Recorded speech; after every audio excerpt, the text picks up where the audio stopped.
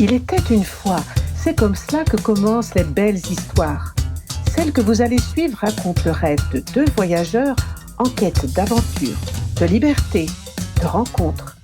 Pour assouvir leur soif de découverte, ils vont enfourcher leur vélo et, tels de fiers destriers, s'élancer sur les routes d'Europe vers de nouveaux horizons. Jour après jour, à la force de leurs mollets, les sens en éveil, ils vont vivre ce rêve devenu réalité. Le livre s'ouvre, l'histoire commence. Avec vous. Et bienvenue dans ce nouveau chapitre. On est le 8 octobre, il fait beau mais il y a énormément de vent donc la journée s'annonce très venteuse. Dans cette vidéo on va remonter le Portugal du sud vers le nord. On a un petit timing à respecter parce que le 18 octobre il faut qu'on soit à Porto pour une petite surprise qui nous attend. Vous allez voir ça.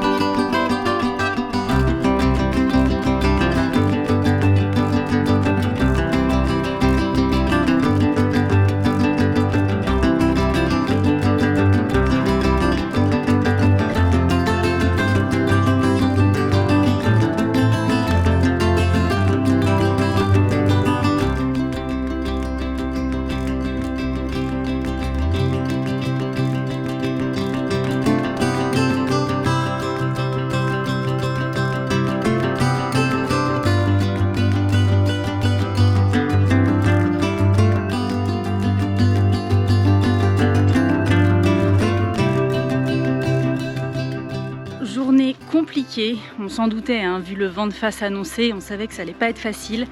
On a commencé la journée en suivant l'Eurovélo 1, franchement c'est super joli, mais c'est vrai que c'est quasiment que de la piste et donc parfois de la piste avec des gros cailloux. Et devinez qui a encore cassé sa roue. Alors cette fois-ci c'est pas moi, c'est Com, de nouveau sa roue avait cassé en crête et là elle est de nouveau fissurée. Donc ce genre de chemin c'est pas le plus adapté quand on a une roue qui n'est pas très en forme. Donc comme c'était un peu galère ce matin, on s'est rabattu sur la route cet après-midi. Mais du coup c'est vrai que c'est moins joli et puis il y a quand même pas mal de passages, même si on a fait pire, hein, mais voilà. Donc pas facile, on n'a pas énormément roulé mais là on a trouvé un spot qui est abrité du vent et donc on s'est dit c'est bon, fin de journée ici et on va prendre le temps ce soir de rediscuter des plans et voir aussi la météo qui est annoncée sur les prochains jours parce que c'est quand même souvent du vent de face donc ça c'est pas top pour nous mais bon c'est comme ça, hein. On s'en doutait qu'en rejoignant la côte on allait peut-être avoir un petit peu plus de vent mais c'est vrai que c'est vraiment pas facile.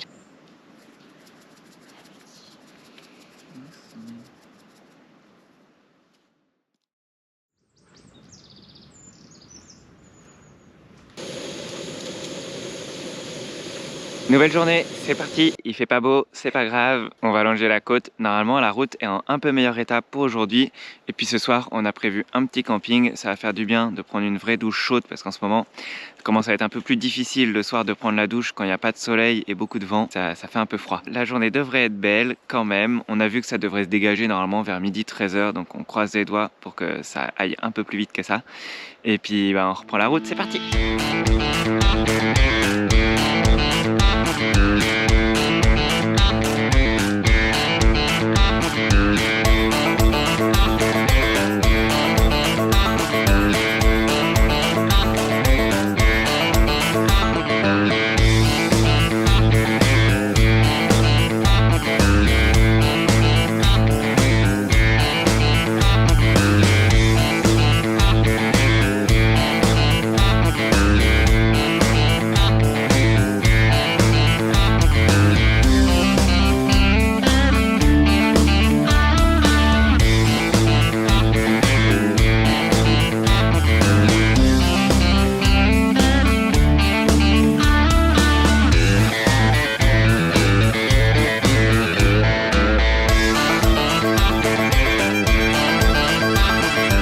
Komoot il précise pas qu'il faut passer à marée basse.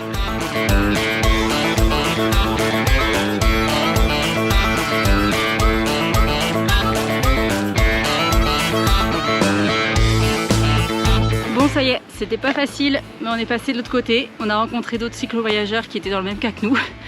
L'Eurovélo 1, c'est bien, mais c'est pas tout à fait très bien aménagé, ça dépend des endroits. Après, c'est super joli, franchement, mais c'est vrai que là, c'était sportif. Mais on a réussi. On va essayer d'aller récupérer de l'eau, parce que finalement, peut-être qu'on va faire un bivouac ce soir. On va voir en fonction de l'heure, parce que là, ça va pas tarder à se coucher, je crois.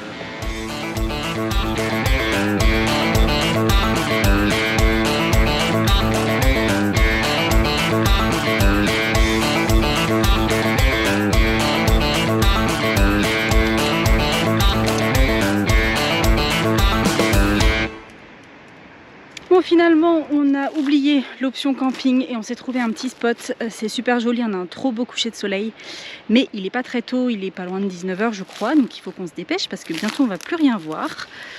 C'est pas évident en ce moment, les routes en fait sont pas très praticables. Comme vous avez vu tout à l'heure, il y avait plein d'eau là où on devait passer, donc on a mis, je sais pas, au moins une demi-heure, 3/4 d'heure à passer les vélos, tout ça. Donc forcément ça nous fait prendre plus de temps. Après c'est très très joli. Ouah, je suis coiffée n'importe comment. Mais c'est vrai que ça demande de l'énergie.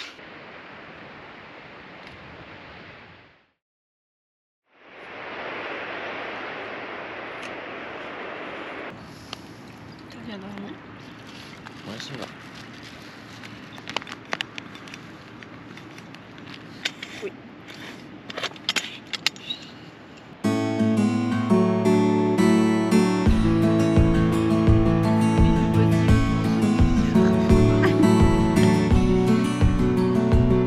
10 octobre ce matin, encore un beau soleil pour nous réveiller. On a eu le droit hier à un beau coucher de soleil et ce matin un très joli lever de soleil. Ça fait toujours plaisir d'avoir du beau temps comme ça motive pour le matin. On a une bonne journée aujourd'hui. On espère que les chemins seront un petit peu plus praticables qu'hier, mais a priori c'est le cas. Et puis voilà quoi, on est motivé, on y va.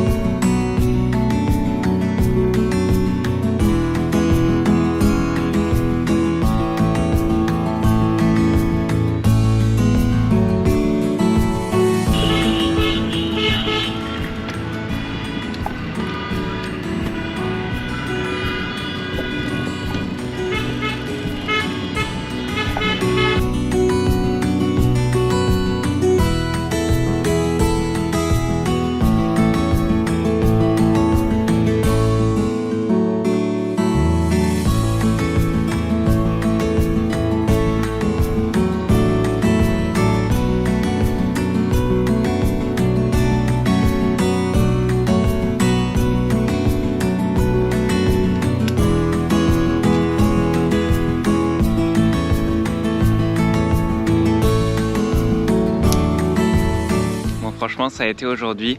On a pris la route pour changer un peu des chemins de sable et de terre. C'est plus facile, puis on roule beaucoup mieux. Mais par contre, c'est vrai que les voitures, elles nous frôlent un peu, donc c'est pas toujours agréable. Après, on a eu une petite partie de journée où il n'y avait pas trop de circulation, on a eu de la chance. Puis après, fin d'après-midi, il y avait quand même un peu plus de monde, donc c'est jamais super agréable. Mais au moins, ça permet de bien rouler. Et puis là, ce soir, on a un beau petit spot, le soleil qui va se coucher sur la mer, derrière les dunes, derrière moi. Et les belles couleurs, on va prendre une petite douche vite fait et puis ensuite on va se coucher parce que demain on a encore une belle journée.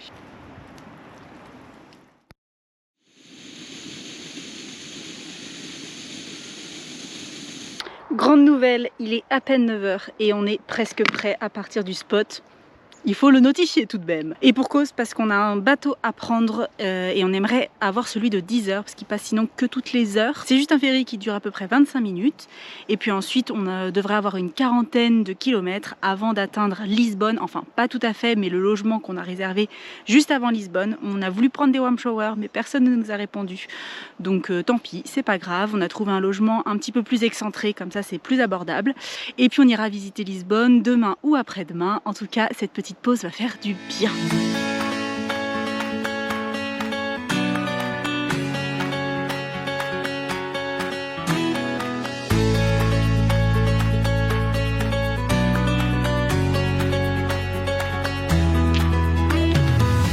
C'est bon.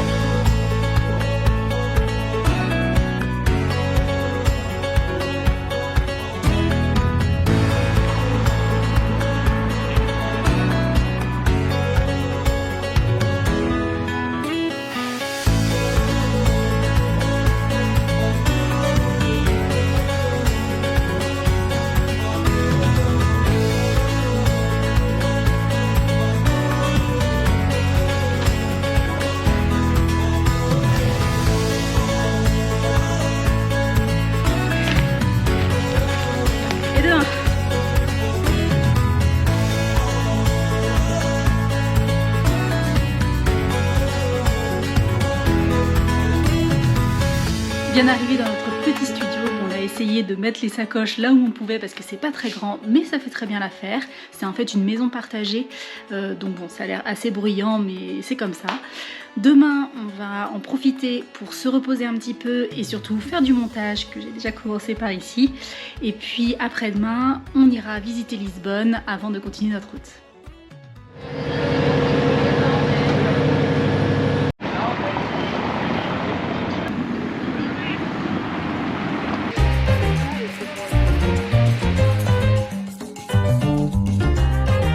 Même sans être allé visiter la capitale portugaise, vous avez sûrement dû déjà voir les célèbres images des funiculaires lisboètes. Car oui, Lisbonne s'est construite sur 7 collines.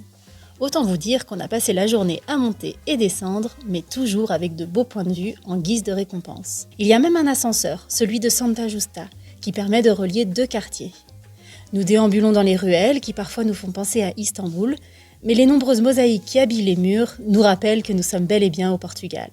Le château Saint-Georges, datant du 1er siècle avant Jésus-Christ, se situe sur la plus haute colline de la capitale. Malheureusement, comme beaucoup de quartiers de Lisbonne, il n'a pas été épargné par les nombreux séismes qui ont secoué la ville. Le plus ravageur fut celui de 1755 qui a même touché d'autres pays comme la Finlande ou le Maroc. Des incendies ainsi qu'un tsunami ont suivi les secousses, ce qui décima près d'un tiers de la population lisboète et entrava fortement les ambitions coloniales du Portugal à cette époque. On ne sait pas si c'est lié, mais on a vu beaucoup de panneaux indiquant la marche à suivre en cas de tsunami. On ne pouvait pas aller au Portugal sans goûter les fameux pastel de nata ou pastéis de nata. Et là, on a pris apparemment les meilleurs de Lisbonne. En fait, c'est une pâtisserie qui a été créée, de ce qu'on a compris, par des sœurs d'un monastère qui est juste à côté, qu'on va aller voir juste après, pour faire un peu d'argent. Et la recette originelle est détenue par cette pâtisserie-là et apparemment personne ne la connaît. Donc on est allé les chercher pour pouvoir goûter cette pâtisserie. Ça ressemble un peu au flan pour ceux qui connaissent, donc forcément nous on adore. Là ils sont encore tout chauds en plus. Ouais, c'est délicieux. Bonne idée.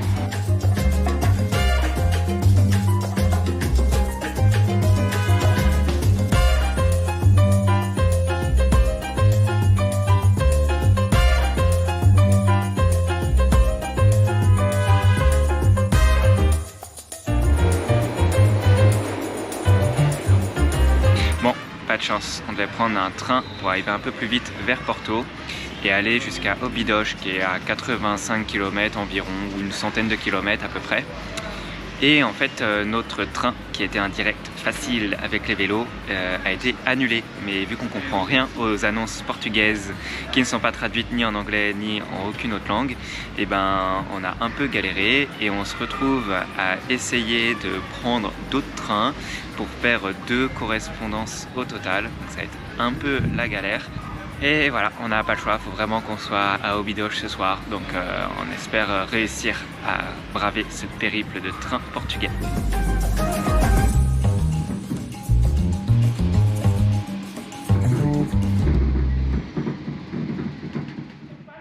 Ça y est, on est arrivé à Óbidos.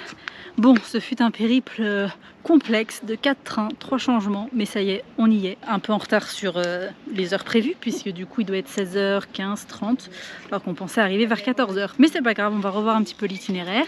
Essayer quand même d'aller faire un petit tour à Óbidos. Et puis voilà.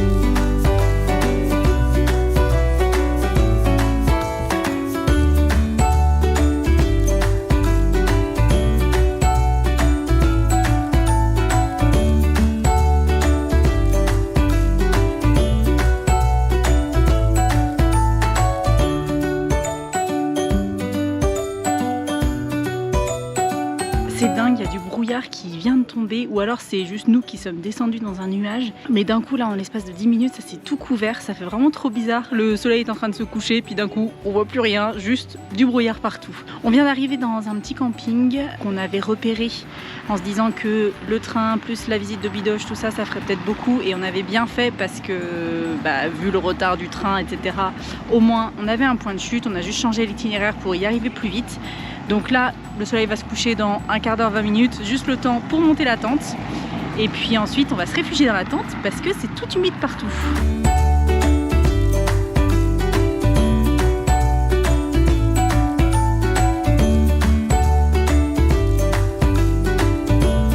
Nouvelle journée et on a de la chance ce matin, ça s'est découvert. Bon, on va pas se le cacher, quand on a ouvert la tente, c'était encore plein de brouillard. Mais petit à petit, ça s'est dégagé et là, comme ça, en partant, on a la vue sur la baie qui est magnifique. Le réveil matinal.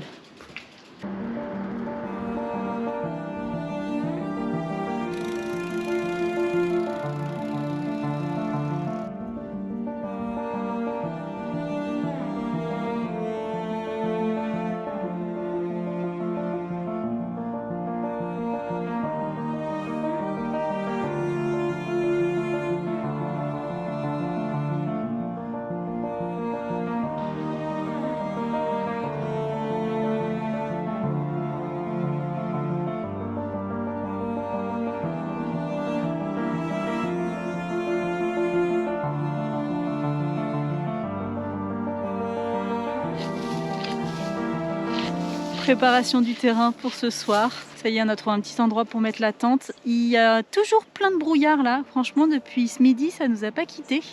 On a quand même eu un peu de soleil ce midi pour faire sécher la tente, donc ça c'est une bonne chose. Mais ouais, vraiment du brouillard quasiment toute la journée. Donc bon, on va aller se mettre rapidement dans nos duvets, ce qui fait pas très chaud du coup. Et on espère que demain, ça va s'éclaircir un petit peu.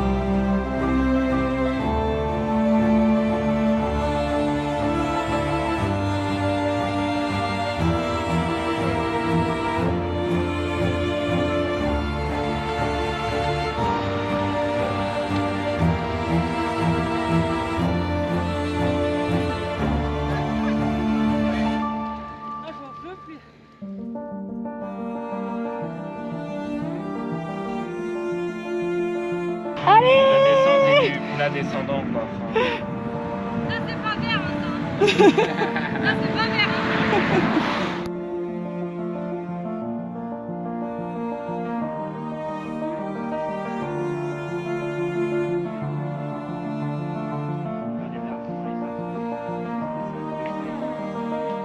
Fin de journée de nouveau dans le brouillard, comme le réveil ce matin. En ce moment c'est que ça, brouillard, un peu soleil et de nouveau du brouillard. Bon voilà, c'est comme ça. Ce matin sur la route on a rencontré Kevin et Kelly qui voyagent depuis mars avec leur fils Aaron. C'est des Français et donc on s'est mis à échanger sur le bord de la route. Finalement on allait dans la même direction, donc on a roulé toute la journée avec eux, c'est trop chouette. Et puis eux ils s'arrêtaient un peu plus tôt dans un camping, donc finalement on a sauté sur l'occasion et nous aussi. On va dormir ce soir au camping avec eux, comme ça on va passer la soirée ensemble tous les 5. C'est très chouette, ça fait du bien de pouvoir reparler français. Et puis on verra demain si on roule un petit peu plus que prévu ou si on continue de les suivre, on verra bien. Très bien joué.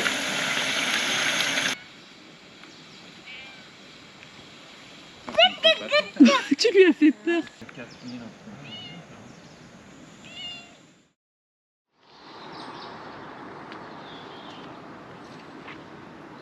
17 octobre, ce matin, on reprend la route, toujours en compagnie de Kelly et Kevin. On va se mettre en route parce qu'eux, ils sont déjà prêts et nous, on est un petit peu en retard.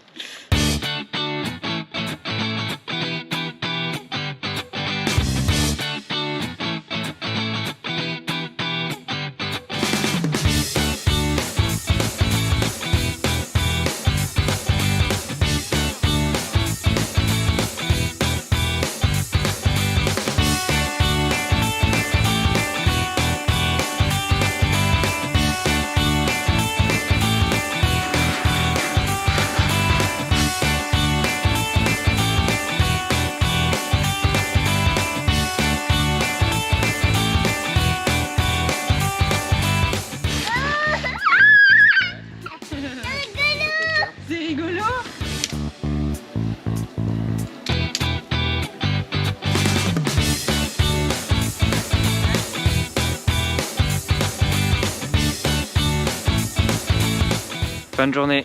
Bon bah comme vous pouvez voir, on est au camping. On a suivi Kevin et Kelly, on a misérablement craqué. Non, c'est pas vrai.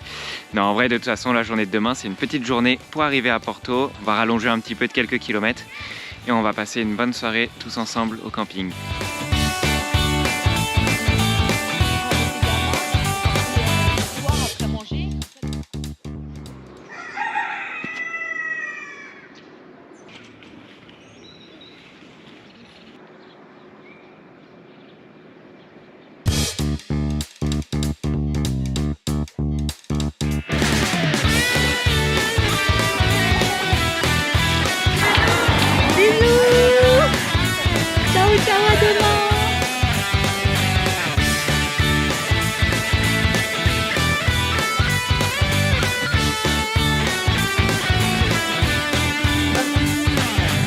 Bon, ça y est, on a dû quitter Kevin, Kelly et Aaron ce matin.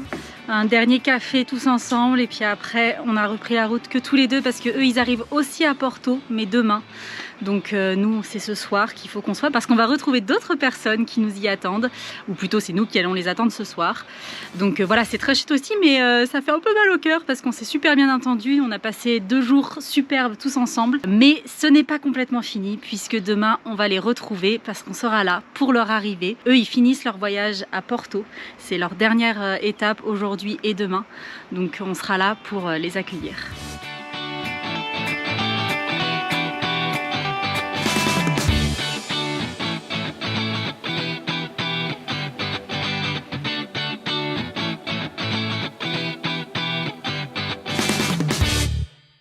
Bien arrivé à Porto, bon il pleut aujourd'hui alors qu'on avait grand soleil et on a retrouvé notre petite surprise, regardez qui est là, là-bas, juste ici. C'est ma soeur, mon beau-frère et mon neveu qui sont venus nous rendre visite pour quelques jours, on est super contents. Bon, le beau temps n'est pas avec nous mais c'est comme ça. Et là on est parti visiter Porto et on va accueillir Kelly et Kevin qui vont finir leur voyage à vélo. Donc on est là pour faire des petites photos, filmer, essayer de faire vivre l'aventure aussi à une partie de leur famille qui est encore en France. Et puis voilà, on est trop contents d'assister à ça.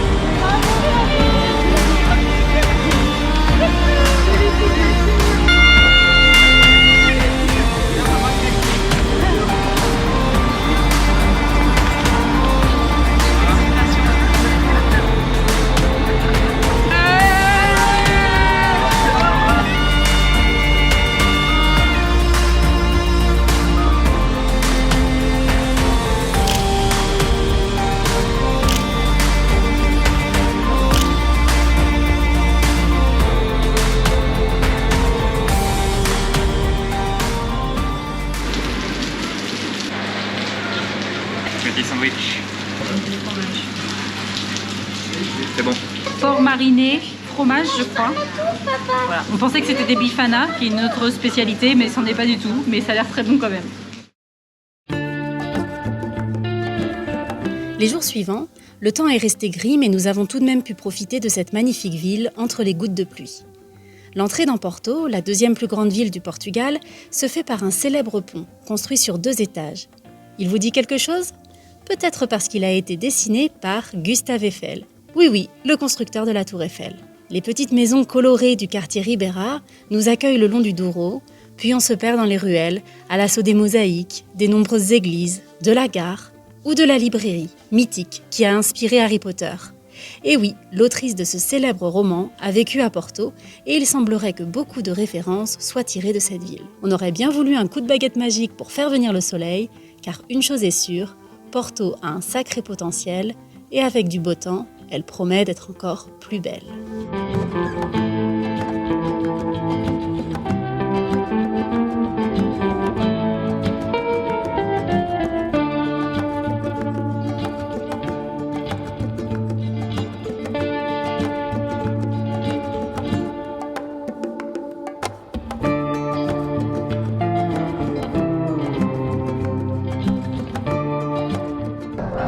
droit de manger la Francesina. Je crois que c'est du pain avec plein de viande, du fromage et de la sauce.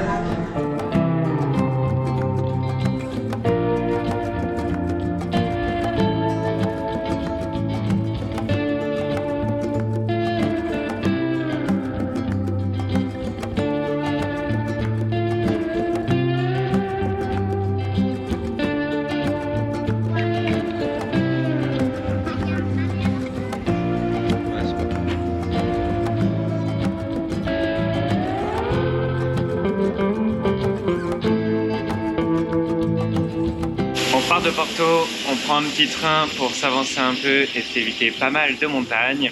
C'est ici qu'on termine cette vidéo sur le Portugal. N'hésitez pas à vous abonner juste ici pour nous faire plaisir. Et nous on se dit à dans 2 semaines pour un retour en Espagne.